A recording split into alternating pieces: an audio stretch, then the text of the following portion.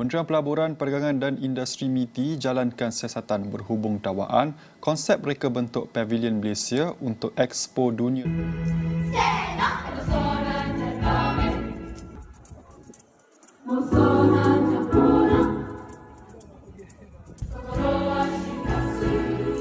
Tahu gak sih guys?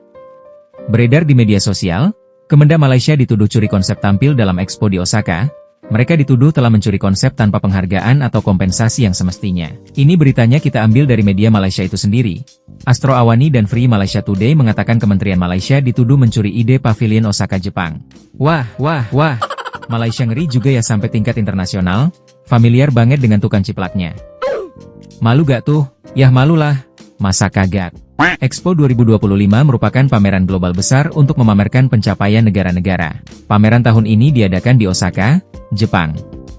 Expo berlangsung selama 6 bulan dari 13 April hingga 13 Oktober. Indonesia berhasil meraih Silver Award atau juara 2 dunia. Sedangkan Malaysia tak dapat apa-apa selain tukang ciplak, padahal mereka berharap banget bisa mendapatkan penghargaan dari dunia. Namun Malaysia berhasil menempati posisi pertama sebagai negara dengan kuliner terlezat di Osaka World Expo 2025. Malaysia menang karena roti canainya. Makanan Malaysia berhasil meraih predikat kuliner ternak di ajang Osaka World Expo 2025. Penghargaan ini diumumkan berdasarkan survei khusus yang dilakukan stasiun televisi Jepang, Yomiuri TV. Kementerian Pelaburan, Perdagangan dan Industri MITI jalankan siasatan berhubung dawaan konsep reka bentuk Pavilion Malaysia untuk Expo Dunia 2025 di Osaka telah digunakan tanpa kebenaran. Dalam satu kenyataan pada Sabtu, MITI memaklumkan siasatan bagi mengumpul serta mengesahkan semua fakta berkaitan dakwaan yang tular di media sosial. MITI menjelaskan semua fakta berkaitan dakwaan individu tersebut dikumpul dan disahkan dengan teliti. Kementerian turut menegaskan bahawa pihaknya memandang serius terhadap dakwaan berkenaan. Kementerian juga akan menggunakan segala hak undang-undang yang tersedia sekiranya tindakan sedemikian diperlukan untuk mempertahankan integriti serta kepentingan negara. MITI maklumkan tindakan undang-undang akan diambil apabila perlu bergantung kepada hasil siasatan dan bukti yang dikumpulkan sepanjang proses tersebut berlangsung. Dakwaan tersebut melibatkan seorang pereka tempatan yang mendakwa bahawa konsep reka bentuk asal Pavilion Malaysia telah digunakan tanpa kebenaran dalam penyediaan projek untuk Expo Dunia 2025. Expo Dunia 2025 Osaka merupakan platform penting bagi Malaysia untuk mempamerkan keupayaan dalam pelaburan, perdagangan dan inovasi di peringkat global selain menarik pelabur berkualiti tinggi ke negara ini. Oh iya guys, ini ada komentar dari netizen Malaysia. Katanya, biasalah dia orang kan gak boleh dengar nama Malaysia naik, ada aja penyakit iri hati. Kata netizen Malaysia. Terus ini lagi. Konoha banyak kecampun, Malaysia still number one. Dia orang senantiasa kalah dengan Malaysia. Mulut aja yang bising, macam tin kosong. Kasian banget ya melihat kaum Malaides, selalu merasa paling sempurna di dunia ini. Rupanya mulut mereka yang besar, hasil kerjanya kosong melompong. Mereka hina, ejek dan olok-olok desain Pavilion Indonesia. Ternyata Pavilion Indonesia jauh lebih baik dari Pavilion Malaides. Kalau dipikir-pikir ya guys, apalah yang dibanggakan Malaides? Roti canai? Cuman roti canai lah yang dapat membanggakan mereka. Selebihnya nol besar. Tahu gak sih? Karya Aziz Nugroho asal Indonesia. Terpilih sebagai pemenang desain karakter The ASEAN Pavilion World Expo Osaka 2025. Malaysia bisa apa? Bungkamkan mulut mereka melihat Indonesia bersinar di acara Expo Osaka Jepang. Kemarin ledekin hasil karya Indonesia, kini Indonesia juaranya. Coba sebutkan Des, Malaysia udah dapat penghargaan apa?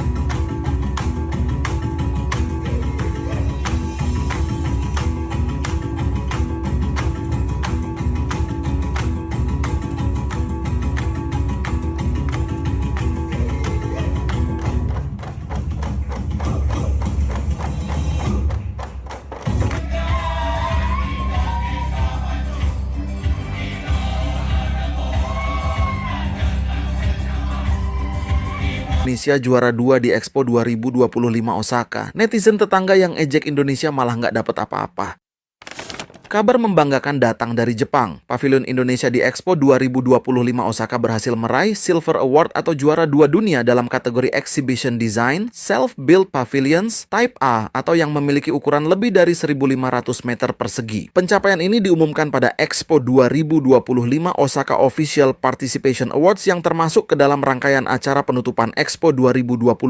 Prestasi itu diraih berkat desain unik yang memadukan unsur modern dan kekayaan alam Nusantara. Hal ini menegaskan posisi Indonesia sebagai negara dengan identitas budaya kuat sekaligus visi masa depan yang berkelanjutan. Pavilion Indonesia di Expo 2025 sendiri sudah menarik banyak perhatian pengunjung lokal Jepang sekaligus mancanegara, di mana total pengunjungnya mencapai lebih dari 3,5 juta orang. Selain karena penasaran dengan isi Pavilion Indonesia, para pengunjung juga tertarik dengan cara para stafnya menyambut pengunjung. Bahkan sempat viral di media Jepang para staf Pavilion Indonesia yang mengajak pengunjung datang tanpa reservasi. Meskipun netizen negara tetangga sempat mengejek kalau Pavilion Indonesia nggak seramai pavilion mereka, tapi setidaknya Indonesia mendapat pengakuan dengan juara 2 di gelaran ini. Masuk pavilionnya Malaysia dan penasaran makanan-makanan yang dianggap khas dari Malaysia tuh apa aja ya. Ini kayak contohnya laksa. Laksa tuh bukannya kita taunya dari Singapura ya, kok ada laksa Johor ya? Kari, oke lah. Kari, incek kabin tuh apa ya? Bukan. Nah ini kenapa otak-otak ya? Bukannya otak-otak tuh khasnya kita Palembang ya? Atau memang ada otak-otak Malaysia sih sebenarnya? Kasih tahu ya kalau pada tahu, gue penasaran. Benerkah ada Ini seperti adanya di itu? World Expo soalnya ya. Iya, terus ini ada di World Expo Osaka. Gule lemak, lada, padi, gule juga bukannya makanan Indonesia ya gule tuh. Bener nggak sih? Ya. Nah kalau jenis-jenis ikan ini kan memang punya dia ya, ikan bilis gitu kan ya. Ikan apa nih? Kencaluk. Nah, sambal ikan bilis. Apa lagi nih? Gule. Nasi tumpeng. Hah? Nasi tumpeng. Oh, nasi tumpeng ya, tapi agak beda ya, bentuknya cuma di bentuk segitiga aja. Pavilion di Osaka Expo yang menurut gue kurang bagus karena penyampaiannya terlalu abstrak, desainnya kurang effort, atau alurnya bikin bingung.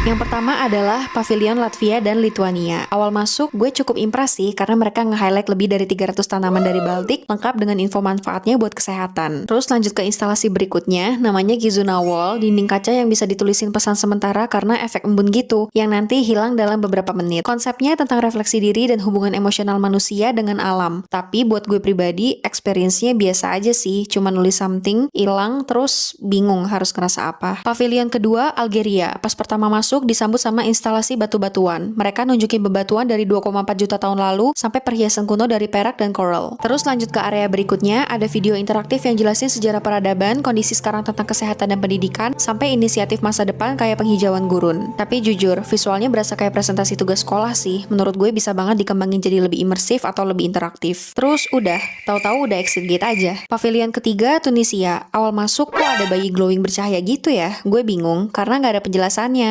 Akhirnya gue tanya ChatGPT dan ternyata itu simbol asal mula kehidupan karena semua orang berawal dari bayi. Lanjut, ada lubang kecil buat ngintip lingkaran api di tengah reruntuhan. Gue kira ini tuh gimmick aja, ternyata itu simbol pintu kewarisan sejarah Tunisia. Next, ada ruangan penuh layar yang nyeritain tokoh-tokoh penting Tunisia kayak salah satunya Ibnu Cabat. Tapi jujur, eksekusinya kurang niat dan visualnya juga basic. Overall, Pavilion Tunisia tuh penyampaiannya agak abstrak, penuh simbolisme. Nggak direct kayak pavilion lain. Kalau lo nggak familiar sama konteksnya ya bakal bingung sih kayak gue. Pavilion terakhir, Turki. Konsepnya agak mirip Tunisia sih, penuh simbol, nggak direct. Awal masuk ada wajah dari titik-titik cahaya biru sebagai simbol gabungan budaya dan teknologi. Di sampingnya, bola raksasa kaya planet sebagai simbol energi dan kehidupan. Lanjut ke lorong dengan layar besar yang muterin tontonan budaya, sejarah, kuliner, sampai inovasi. Nah, bagian ini baru naratif dan lebih jelas. Langsung masuk area oleh-oleh. Gue kira tuh masih ada lanjutannya. Ternyata udah selesai. Dan gue tuh sempat bingung exitnya di mana. Ternyata exit gate sama dengan entrance gate. Jujur, alurnya nggak sesuai.